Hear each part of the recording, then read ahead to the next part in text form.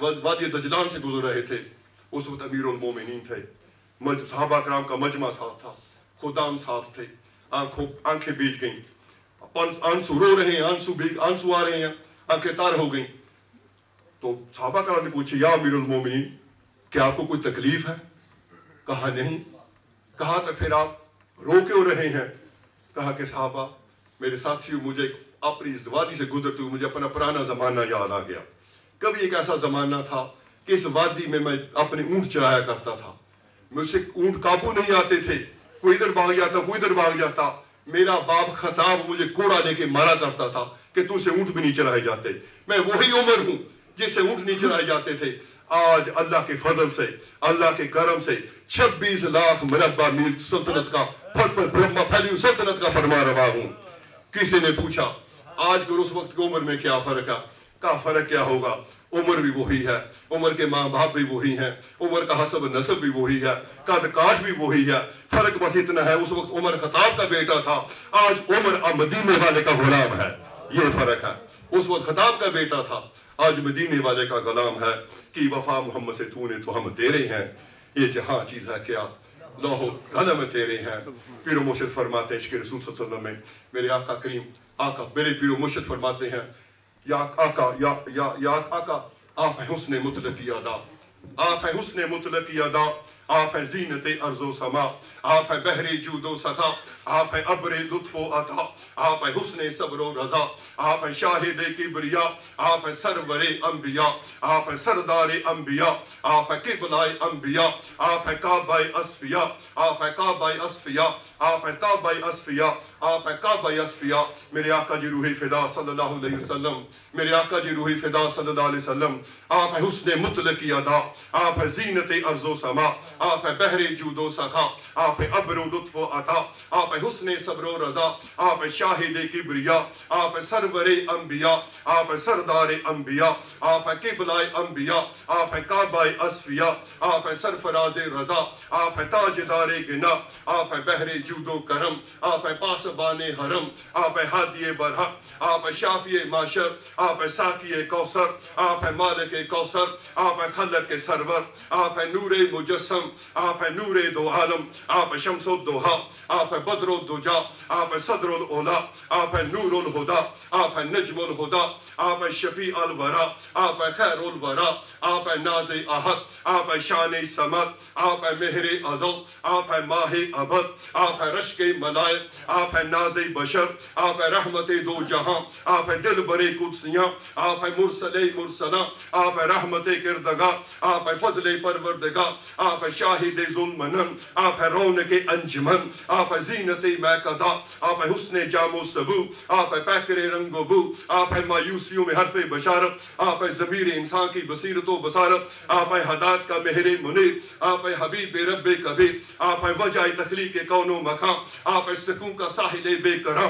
آپ ہیں عشق کا سرمایہ حیات, آپ ہیں محبوب رب کائنات, آپ ہیں شفیع المذنبین, آپ ہیں شمس العارفین, آپ ہیں سراج السالکین, آپ ہیں رحمت للعالمین, آپ ہیں سید ثقلین, آپ ہیں امام القبلتین, آپ ہیں سرور کونین, آپ ہیں نور عین, آپ ہیں پناہ آسیاں, آپ ہیں وسیلہ مجرمہ, آپ ہیں مہر درخشاں, آپ ہیں نیر تاباں, آپ ہیں فخر زمین, آپ ہیں فخر زمان, آپ ہیں مہر ہدایت, آپ ہیں ماہ رسالت, آپ ہیں فخر نبوت, آپ ہیں پیکر رحمت, آپ ہیں صاحب عظمت. میرے آقا جی روح فدا صلی اللہ علیہ وسلم, میرے آقا جی روح فدا صلی اللہ علیہ وسلم. اگر میرے آپ یاد ماشاءاللہ پرکیف بیان آپ نے حب رسول پر جناب مقبول صاحب سے سماعت فرمایا. اللہ تعالیٰ ان کے عمل و علم میں برکت نصیب فرمائے, اور اللہ تعالیٰ ہمیں اور ایسے ہی پیر بھائی عنایت فرمائے جو اس طرح کے بیان سے ہمارے ایمان کو تازہ کریں. بابا سرکار مقالات حکمت میں لکھتے ہیں کہ جو رات کے آخری حصے میں جاگنے والے ہیں, اللہ کریم اپنے فضل و کرم سے جاگنے والوں کی طرف کریمانہ انداز میں توجہ فرماتے ہیں, اور یہ عظیم ترین سعادت ہے. رات کا راز جب ختم ہونے لگتا ہے, عنایات تقسیم ہونے لگتی ہیں. अल्लाह ताला हम सबको सुबह के वक़्त तहज्जुद के टाइम जागने की तौफीक अता फरमाए।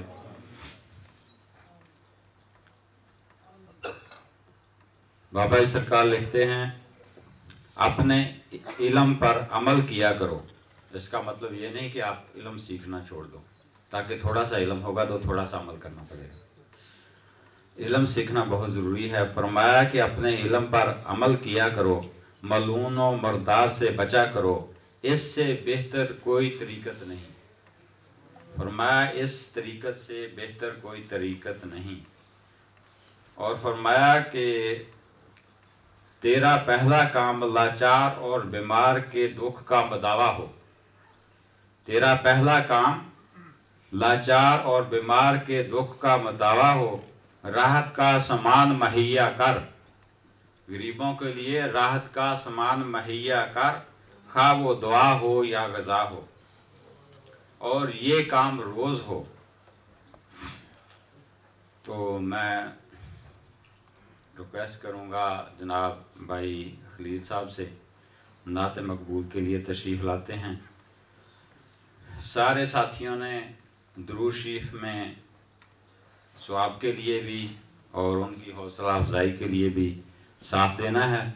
तो जनाब भाईजान जो स्पेशल उन्होंने नात इस महफिल के लिए याद की है, रिक्वेस्ट करता हूँ।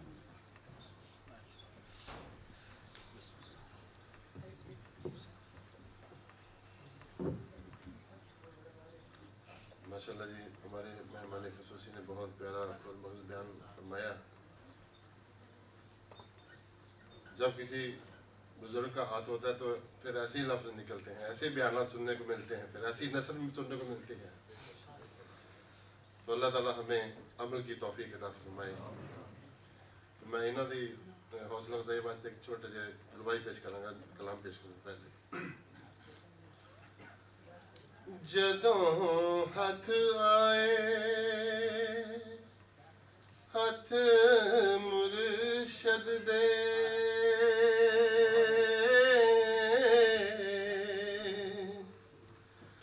फिर अजब बहारां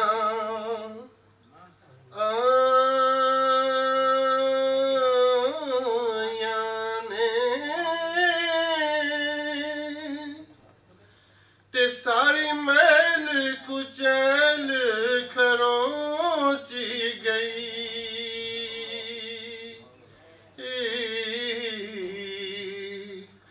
ते होइयां दिल दियां खूब सफाइयां ने।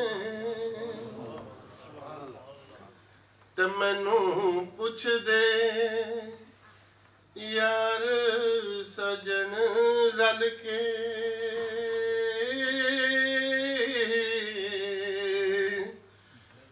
किथों सजना तू रंगता पाइया ने। एक करम कमली वाले दा,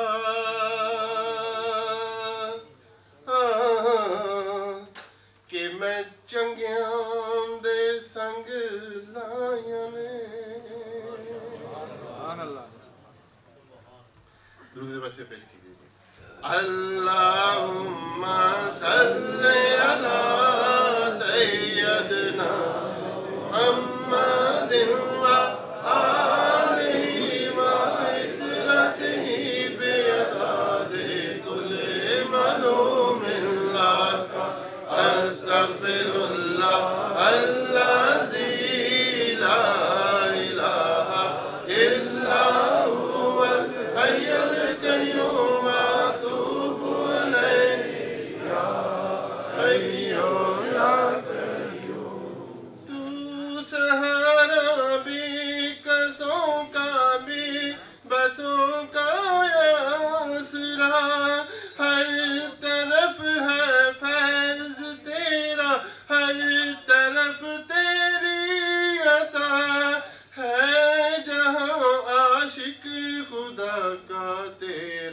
आशिक खुद खुदा। अल्लाहुम्मा सल्ली अला सय्यदना मुहम्मद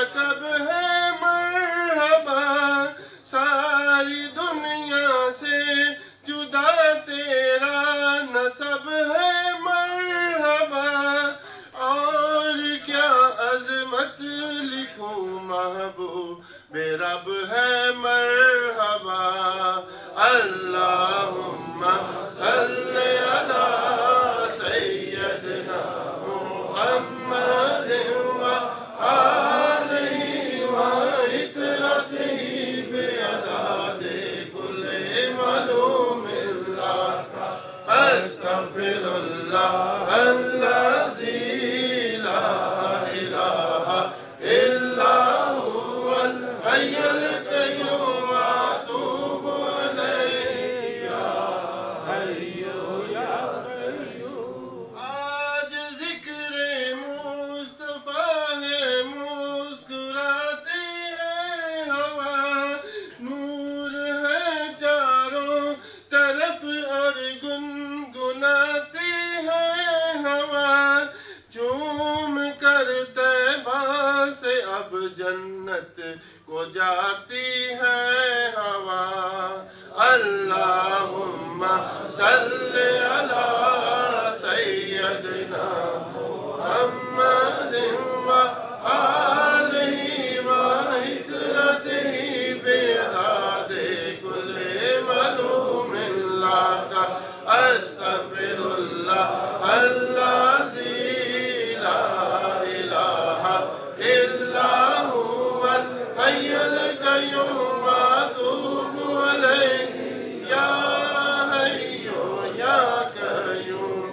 تو مزمل، تو مدثر، باعث دارین، تو شافع محشر، زمانے بھر کی زیب و زین، تو انبیاء اور اولیاء سب کے دلوں کا چین، تو اللہم صلی علی سیدنا محمد وآلہ وعطرتہ بعدد کل معلوم لک، استغفر اللہ الذی لا الہ الا هو الحی القیوم اتوب الیہ یا حی یا قیوم۔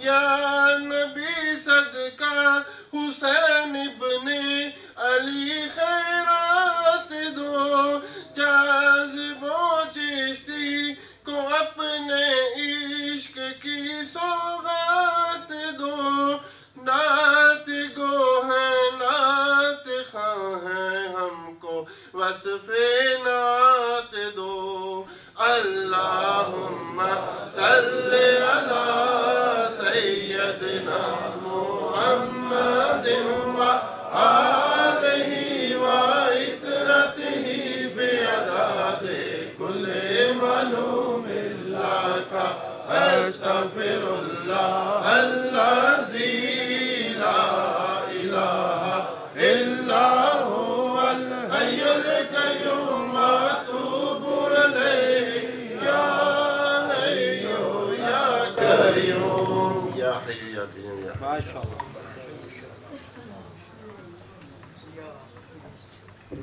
یا حی یا قیوم۔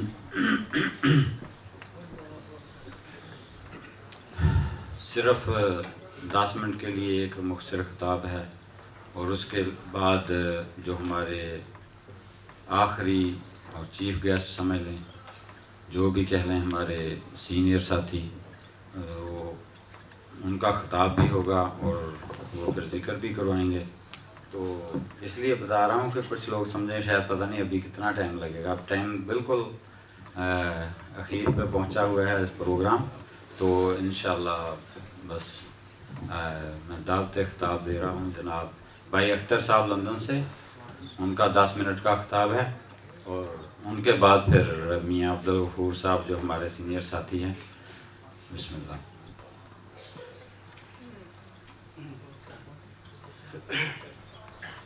السلام علیکم ورحمۃ اللہ وبرکاتہ. اعوذ باللہ السمیع العلیم من الشیطان الرجیم. بسم اللہ الرحمن الرحیم.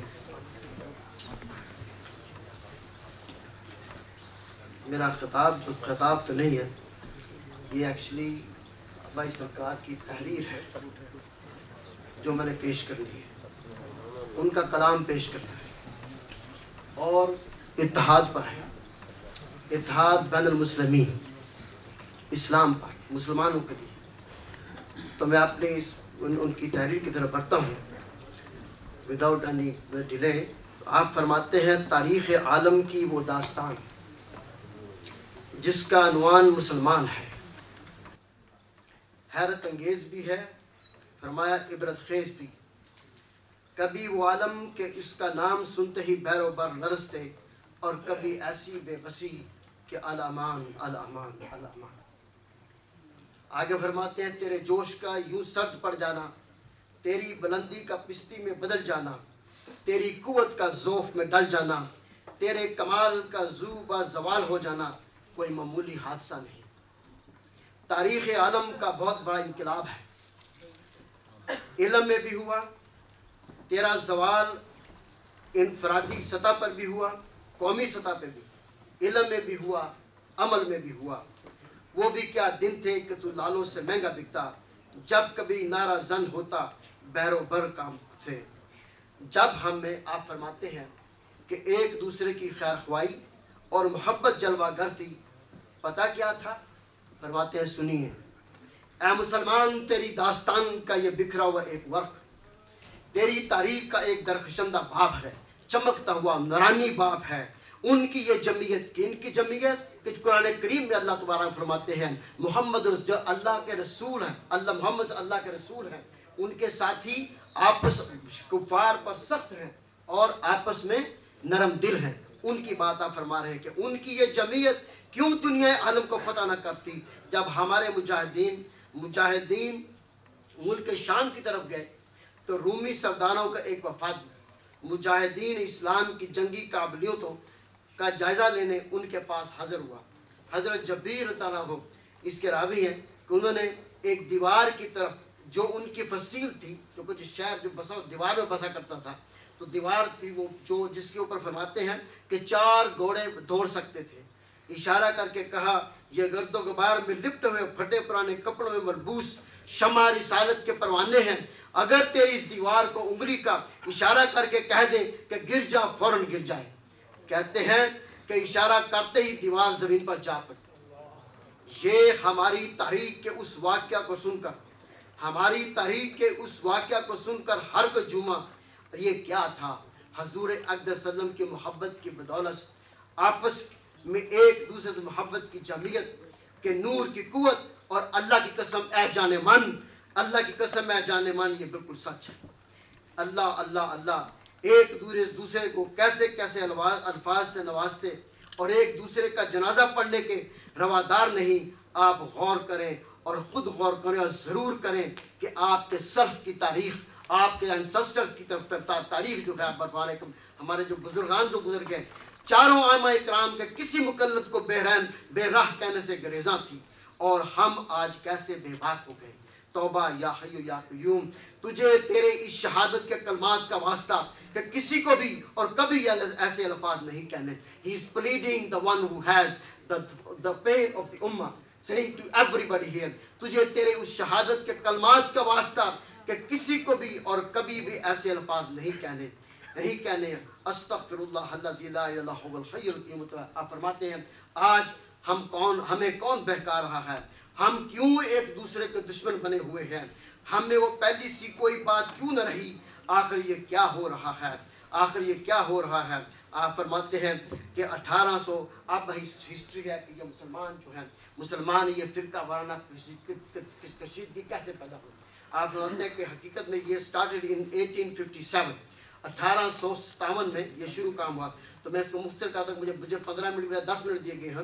تو میں کہا مسلمان کی قوت آپ فرماتے ہیں کو کم کرنے کے لیے تمام غیر اسلامی مفکر ہمیشہ اسی فکر میں رہے کہ کون سا ایسا حربہ استعمال کیا جائے کہ مسلمان میں تفریق ڈال کر اسے فرقوں میں بانٹ دیا جائے. تاکہ اتحاد بین المسلمین کے مضبوط قلعے کی دیواریں ہلا دی جائیں اور پھر اس کی اینٹ سے اینٹ بجا دی جائے۔ فرماتے ہیں کہ یہود و نصارہ صدیوں سے اسی مہم میں محو رہے کہ حتیٰ کہ وہ اپنے مقصد میں کامیاب ہوئے، ورنہ اسلام اللہ تبارک و تعالیٰ کا پسندیدہ دین ہے جس میں فرماتے ہیں کہ اس میں کسی فرقے کی گنجائش نہیں۔ انگریز کی ساری تاریخ فرنگی گورنروں کی لیاقت و قابلیت سے بھرپور ہے، اور مسلمان طالب علم کو صحابہ کرام رضوان اجمعین کی قابل رشک زندگیوں کا تعارف تک نہیں کرایا جاتا۔ فرنگی ادب و تمدن کو بڑے ہی دلچسپ انداز میں پیش کیا گیا، اور خلفائے راشدین صدیق رضی اللہ عنہ، عمر رضی اللہ عنہ، عثمان رضی اللہ عنہ، علی رضوان اللہ تعالیٰ جو اسلام کے شاہ نشین ستارے ہیں، ان کا نام تک نہیں بتایا گیا۔ انگریز کا یہی ایک مدعا تھا کہ مسلمان کو مسلمان نہ رہنے دیا جائے۔ انگریز نے مسلمانوں کے دلوں سے اسلام کی محبت کم کرنے کے لیے ایسی کتابیں صاف تعلیم تجویز کی کہ جن کا مقصد مسلمان کے دل میں اپنے مذہب کے متعلق شک و شبہات پیدا کرنا تھا، تاکہ وہ مذہب سے دور ہٹتا چلا جائے۔ اگر بات یہاں تک محدود ہوتی، اگر یہ بات یہاں تک محدود ہوتی رہتی تو شاید انگریز اپنے مقاصد میں اس حد تک کامیاب نہیں ہو سکتا جتنی کہ اسے توقع تھی۔ اسے یہ اچھی طرح معلوم تھا کہ جب تک علماء دین کا اثر رسوخ مسلمانوں پر رہے گا اور وہ اللہ کی رسی قرآن کریم سنت رسول صلی اللہ علیہ وسلم کو مضبوطی سے پکڑے رہیں گے، اس وقت تک مسلمانوں کے دل سے دین کی محبت کو کم نہیں کیا جا سکتا۔ فرماتا ہے کہ اس مقصد کے حصول کے لیے اس نے مسلمانوں کو مختلف گروہوں اور طبقوں میں بانٹنے اور اس کے اتحاد کو پارا کرنے کی پوری کوشش کی، اور فرماتے ہیں کہ یہ مسلمانوں کی تاریخ کا بہت بڑا المیہ ہے، یہ مسلمانوں کی تاریخ میں بہت بڑی ٹریجڈی ہے، یہ بہت ہی ہولناک دردناک ٹریجڈی ہے۔ انگریز کو اس مقصد میں بہت حد تک کامیابی ہوئی۔ آج مسلمان مختلف گروہوں میں اور فرقوں میں بٹے ہوئے ہیں، ہر گروہ دوسرے گروہ کے در پہ آزار ہے، جو تکلیف دہ ہے۔ ایک انگریز پوپ کے مطابق کہ مسلمان کو عیسائی نہیں بنایا جا سکتا، لیکن اسے اپنے مذہب سے دور کر کے یہ مذموم مطلب کہ برا مقصد حاصل کیا جا سکتا ہے۔ اب آپ فرماتے ہیں کہ حاصل کلام یہ ہے کہ 1857 کے بعد جب انگریز ہند کی کرسی پر بیٹھا تو اس کے پیش نظر صرف ایک یہ معمہ تھا، ایک ہی ریڈل، ایک ہی انگما تھا کہ وہ کس طرح مسلمانوں میں تفریق ڈال کر ٹکڑے ٹکڑے کر دے۔ ہندوستان کی تحریک آزادی کے لیے جب علماء خانقاہ سے، اب ہمارے علماء کرام دین خانقاہوں سے نکل کر کمر بستہ ہوئے، تو انگریز کے دل میں یہ ذہن نشین ہو گیا کہ اسے اگر کوئی خطرہ ہے تو مسلمان سے ہے، لیکن وہ مسلمان کو اس طرح نہیں خرید سکتا جس طرح ہند میں بسنے والے دوسری قوم کو خرید سکتا ہے۔ انگریز نے جسے بھی چاہا خرید لیا، اگر کوئی اس کے سودے میں نہیں آیا تو مسلمان تھا۔ انگریز کی ساری توجہ مسلمانوں میں تفریق ڈالنے پہ یہ صرف ہوئی۔ یہ فرقہ بندی یعنی بریلوی اور دیوبندی جس سے کہ آج پوری قوم دو چار ہے، انگریز ہی کی پیدا کرتا ہے، ورنہ اسلام اللہ تبارک و تعالیٰ کا بس فرماتے ہیں کہ پسندیدہ مذہب ہے۔ اس میں فرقہ داری کی کوئی گنجائش ہی نہ تھی۔ افسوس صرف اس بات کا ہے، فرماتے ہیں کہ افسوس صرف اس بات کا ہے کہ مسلمان اس راز سے بے خبر ہے۔ Not many people even don't know about this. بہت سے لوگ، وہ لوگ جو بیان بھی کرتے ہیں، ان کو بھی اس بات کی خبر نہیں کہ یہ کیسے ہوا اور کیا ہوا۔ فرماتے ہیں کہ افسوس صرف اس بات کا ہے کہ مسلمان اس راز سے بے خبر ہیں۔ ہمیں یہ پتہ ہی نہیں کہ اس کی کشیدگی کے موجد جو اس کو کریٹر ہیں، اس کو انوینٹ کرنے والے ہمارے پرانے دوست انگریز ہی ہیں۔ اب آگے آپ فرماتے ہیں عید میلاد ہو یا اراس ہو، یا اگر عید میلاد یا اگر ہم نے اللہ کے مقبول بندوں کی یاد میں چند منٹ بیٹھ کر ان کی دینی خدمات کا جو انہوں نے اللہ کے لیے کی ذکر کیا، پھر ان کی زندگیوں سے سبق حاصل کرنے کے لیے ان کی سیرت پہ کوئی ذکر خیر کیا، تو اس سے دین کو کیا نقصان پہنچا؟ آپ فرماتے ہیں کہ بے شک اس سے دین کو بے حد تقویت پہنچی جو کسی اور طریق سے اور اتنی جلدی نہیں پہنچ سکتی تھی۔ سنت رسول صلی اللہ علیہ وسلم کی جو اتباع دین اسلام کے مبلغ حضرت خواجہ غریب نواز معین الدین چشتی رحمۃ اللہ علیہ نے ہی فرماتے ہیں کہ معتبر، مستند اور قابل تقلید ہے. ہاں جی. اور حضرت خواجگان جانب فدا رضی اللہ تعالیٰ عنہ یا رسول اللہ بھی کہتے تھے. اور بابا سرکار نے بھی مقابلہ لکھا کہ یا رسول اللہ صلی اللہ علیہ وسلم میں حضوری، اس کے انکار میں دوری ہے. آپ یا رسول اللہ بھی کہتے اور محفل سما بھی کرتے، اراز کی محفل بھی لگایا کرتے تھے. اور فرماتے کہ آپ معمور من اللہ